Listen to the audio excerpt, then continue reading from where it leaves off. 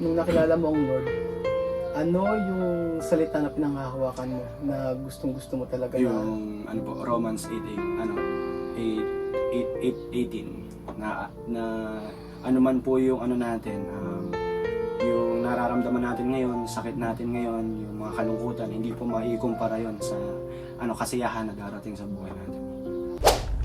Welcome back to our YouTube channel. Kung kami talaga gumagano. Kumusta po kayo? For today's video, mga amigo, nandito po tayo sa may malapit lang. Malapit San Isidro, Nueva Ecija. At ngayong araw po ay meron po akong napakagandang good news. Yes po, good news. Ang OA. OA ni Kirol. Good news po mga amigo. Ang ganda ng halaman ko, Benjo, no? Gusto ko ng gano'n. Alam mo talaga, mukha ka ng halaman. Kailangan, pag umi tayo nung may halaman tayo. Good news po mga amigo, for today's video ay talagang napakalaking good news. Ano kayang good news ito? Ay. So, good news po mga amigo, ganito po yun. So, mamaya ko na po sa inyo i-discuss. Mamaya ko na po sasabihin sa inyo kung ano po yung good news na sinasabi ko. So, meron muna tayong pupuntahan dito na isang tao na matabay po kayo mga amigo. O yan, malapit west. Matabay kayo mga amigo kung ano yung good news na yun. But for the meantime ay gusto ko pong puntahan ang isang tao, isang family na ito na kung saan ay nangangailangan. So base po sa ating ka-sister ay actually nadaan lang kami ay naghahanap talaga kami ni Kuya Beljon nung isang araw pa. Kaso po mga amigo, ang nangyari po ay napadaan po kami dito sa ka-sister namin at ang sabi ko nun, baka naman may kaalam ko dyan na nangangailangan, sabi ko ganun. So, ay meron, sabi niya ganun. O diba, meron. Sabi ko, sino? Kaya nga po amigo pupuntahan natin kung sino po sila mga amigo para at least meron po kayong idea kung bakit po tayo pupunta dito sa may malapit. So I hope na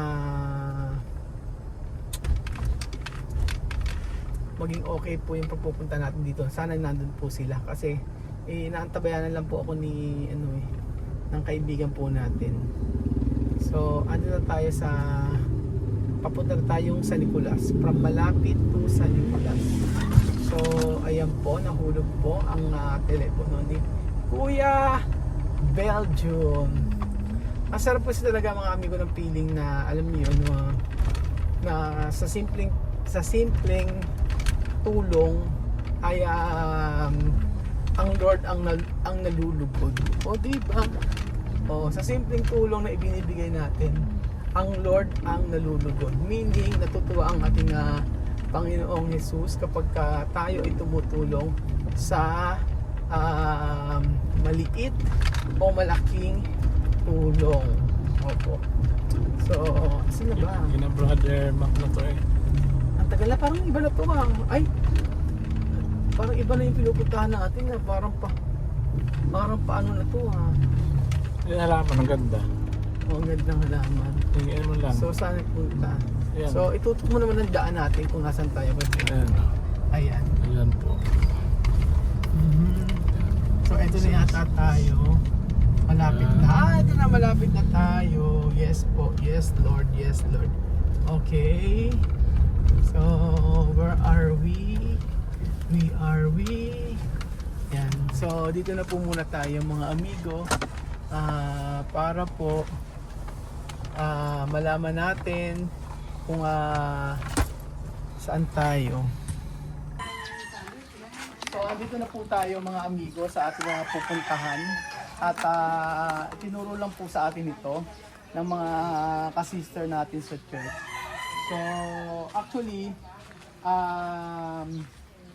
nung isang araw pa kami naghanap ni Kuya Beljon. Sabi ko, Kuya Beljon, wala naman tayong makita. Meron po kasing isang taga Canada. So ayaw po magpabanggit ng pangalan. Si Kuya Beljon po ang ano to, si Kuya Bedin po ang kakilala, hindi ko po siya kilala. So, Subscriber natin. subscriber natin.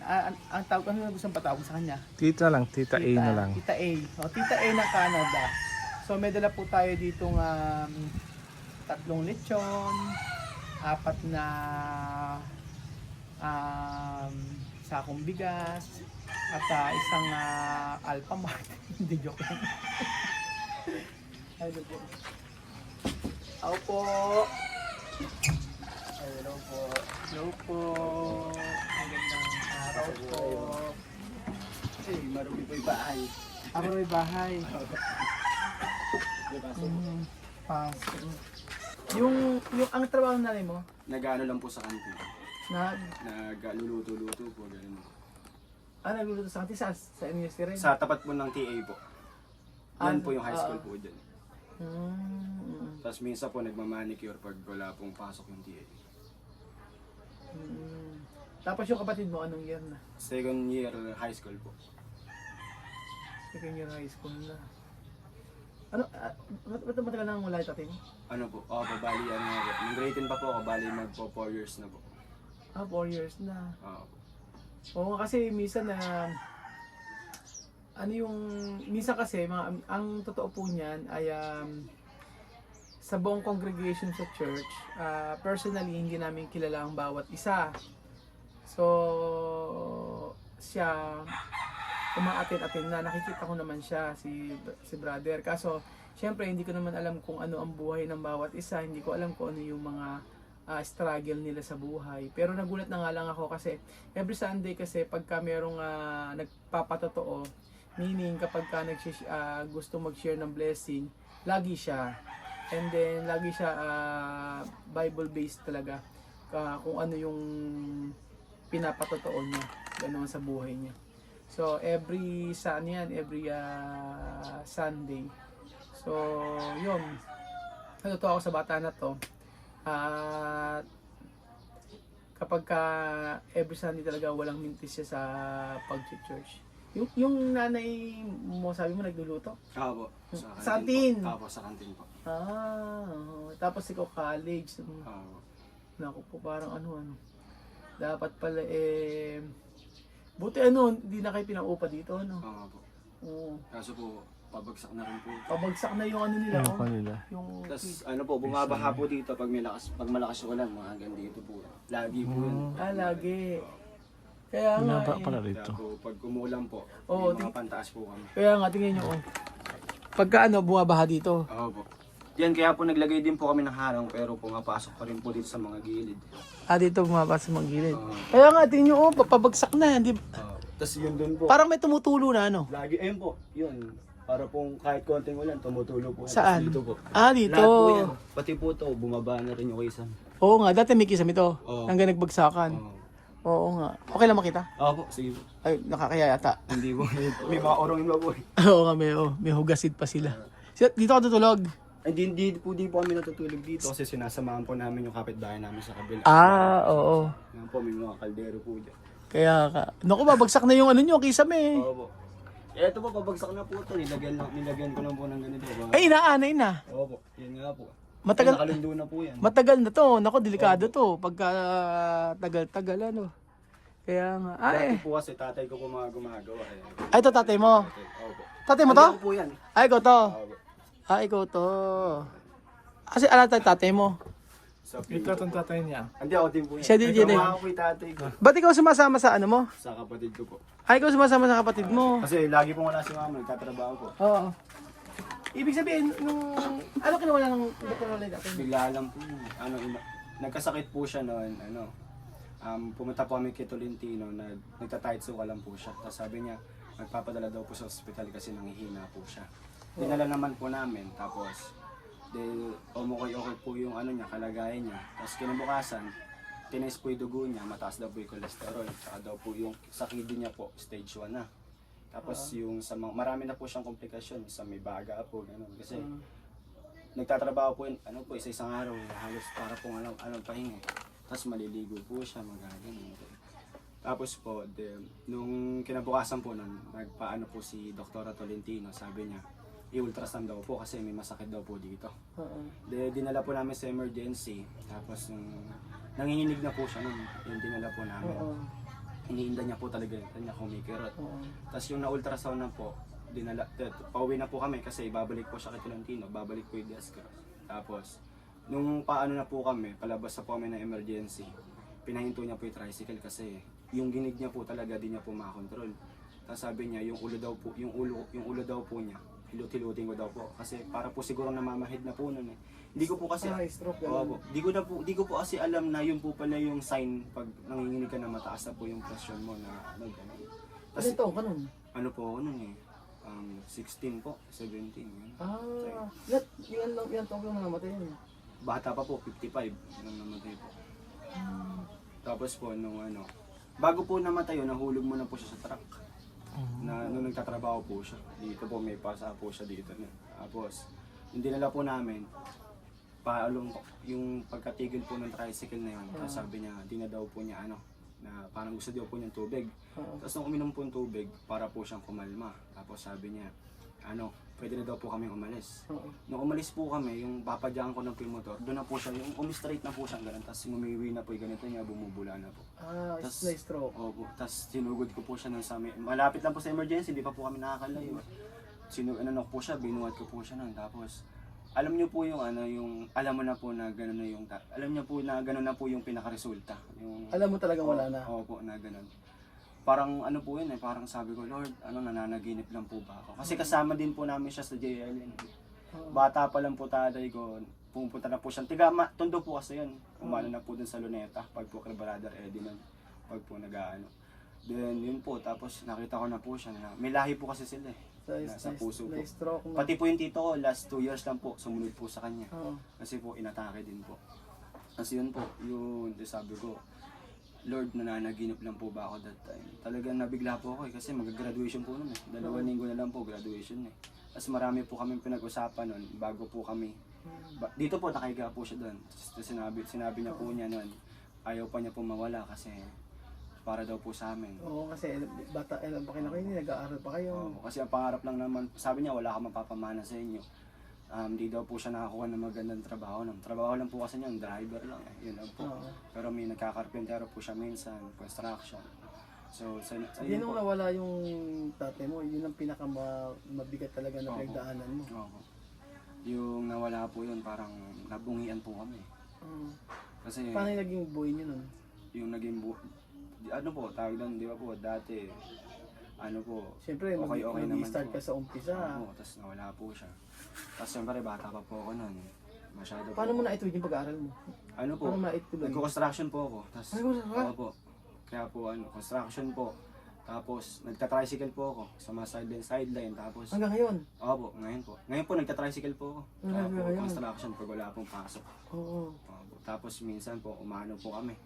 Yung yung pag nirerentahan po ako. Yun, doon lang po. Tapos, tulungan lang po kami ni mama. Yun ang pang-aral mo. Kasi yung sa pagkakantin, hindi malaki sahod yun. Hindi po. Nasa 300 lang po isang araw. Oo, 300 sa araw. Kuryente pa po. Kuryente, tapos pagyari, kakain pa kayo, tsaka yung pag-aaral mo pa. Oo. Ilan kayo nag-aaral? 3? 2 lang po. 2 kayo nag-aaral. Kaya, yun siguro, kasi nung nawalan din ako ng tatay, yun talaga pinakamahirap na part sa buhay namin. Kasi nanay ko kailangan mag-trabaho para sa amin. Pero ngayon parang, naman, kumbaga parang naka-move on naman na kayo. Naalala ko po siya pag may mga panahon pong bumabaha. Tapos ganito nga po yung bahay namin. Kasi po, pag dati po, pag konti lang po yung sira, ginagawa po namin dalawa. Partner po kami. Sa kanya po ako natuto mag-drive ng mga tricycle, tinuturuan niya po ako mag-drive ng truck. Kasi tapos, mga construction po, ganun, karpentero. Kaya dapat yung sabi ng tatay mo na magtapos ka, dapat magtapos ka. Yun nga po yan, sabi Kasi ko. yun yung maibibigay niya sa iyo na mapagtapos ka ng pag-aaral.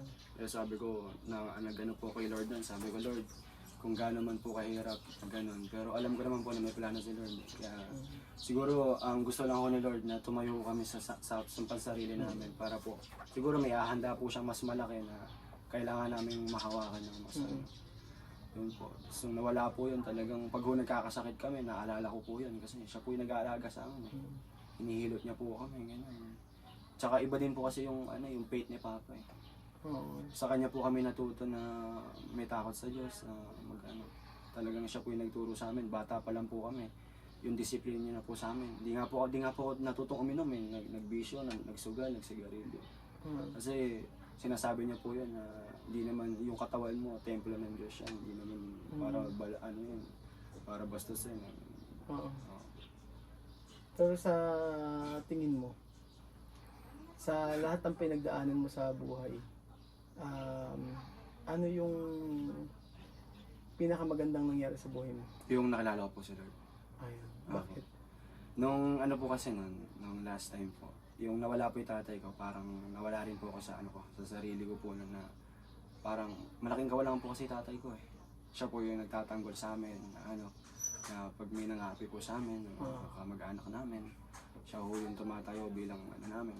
May mga kapatid niya po kasi, may mga may mga kaya po, may mga pera, ganyan. Siya po na ganun lang, parang po siya, parang naiiwanan po siya.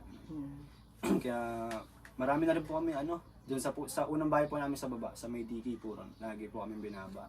Kaya dito po kami umanon. Tapos yun po, nung nawala po ako nun sa kay Lord, sabi ko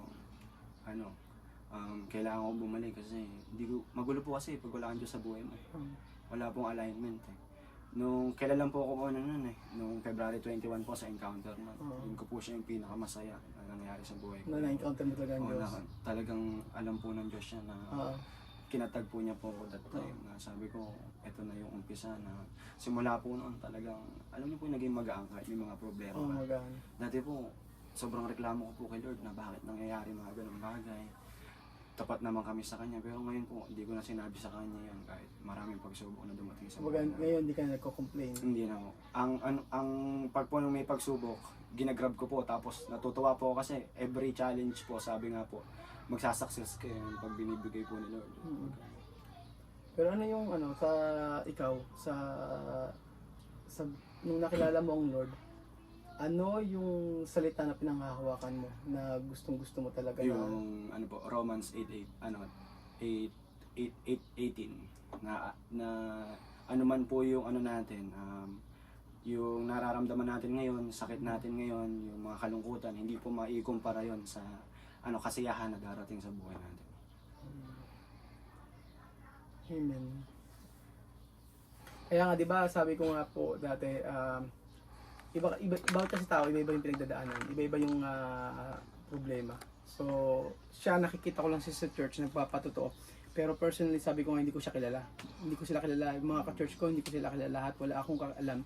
So, bawat tao kasi, bawat tao mayroon iba't ibang kwento ng buhay. So, sa kanya bilang estudyante, ay natutuwa ako. Alam niyo kung bakit?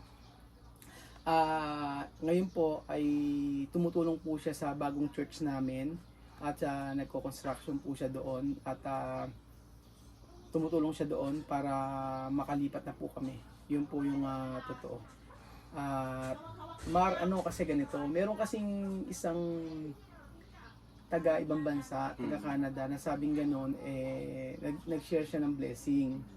Ngayon, sabi, pumili daw kami ng tao na tutulungan. So, naiisip ko kasi na wala naman kami makita So, syempre, will ng Lord kung bakit andito ako ngayon. Kasi, ilang araw na talaga, June, saan ba pupunta? Doon na lang tayo dati, hindi Pero ang nangyari po mga amigo, dito kami din ng Lord. So, etong na to, bibili sana kami ng mga groceries, ganon. Kaso, I think kasi nag-aaral siya, hindi ko alam kung saan mo gagamitin ito, pero ikaw nang bahala. Merong pera dito. 1, 2, 3, 4, 5. May 5,000 dito. So, bahala ka na kung saan mo gagamitin at bahala ka na kung saan mo dadalhin ito.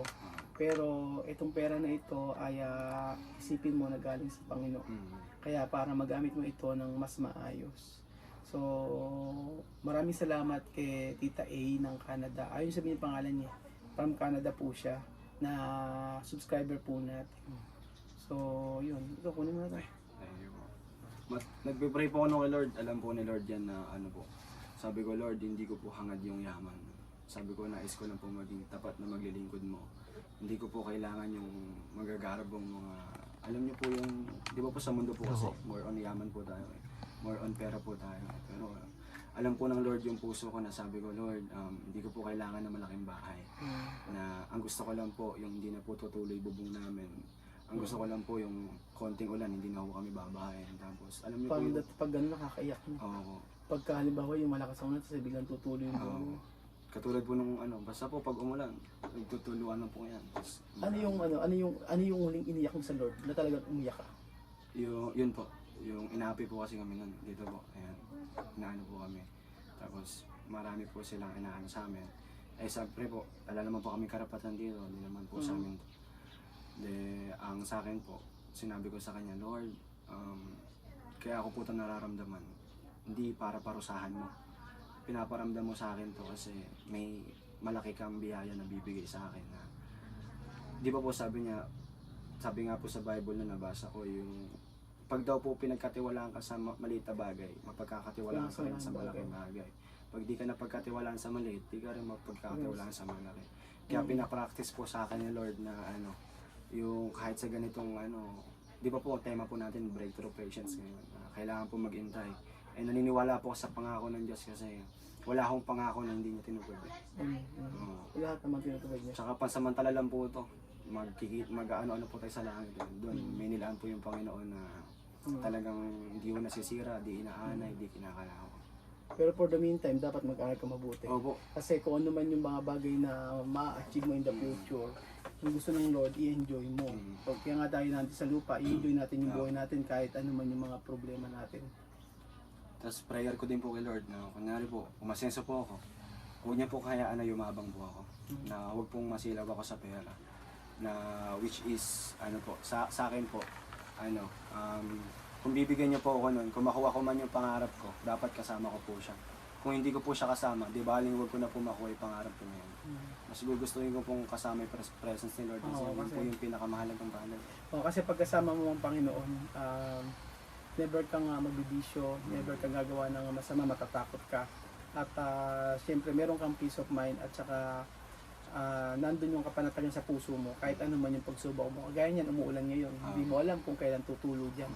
Pero ang para sa akin, brother, ang maano ko lang sa'yo, magtapos ka ng pag-aaral mo. Yun lang ang ano ko, magtapos ka ng pag-aaral, yung patuloy mo kung paano ka kumikita sa pagka-tricycle, patuloy mo lang, God will provide hanggang makatapos ka ng pag-aaral. So yun po mga amigo, at maraming salamat po sa buhay ni Kuya Mar na sa kabila ng pinagdaanan niya, di ba, bihira yung ganito na magtatrabaho ka para sa pag-aaral mo, di ba, lahat papasukin mo para sa pag-aaral mo. Iba yung buhay na talagang meron. Pero pag wala ka talaga, gagawa ka ng So yun po mga amigo, thank you so much po sa panonood ng episode na ito. At maraming salamat po. Nawa po nagkaroon tayo ng encouragement sa bawat isa na maging matatag sa hamon ng buhay. Mark, natulo na yata. So paalam po muna mga amigo po at ang bahay. Baka mamaya. Thank you so much po mga amigo. God bless po. Paalam po.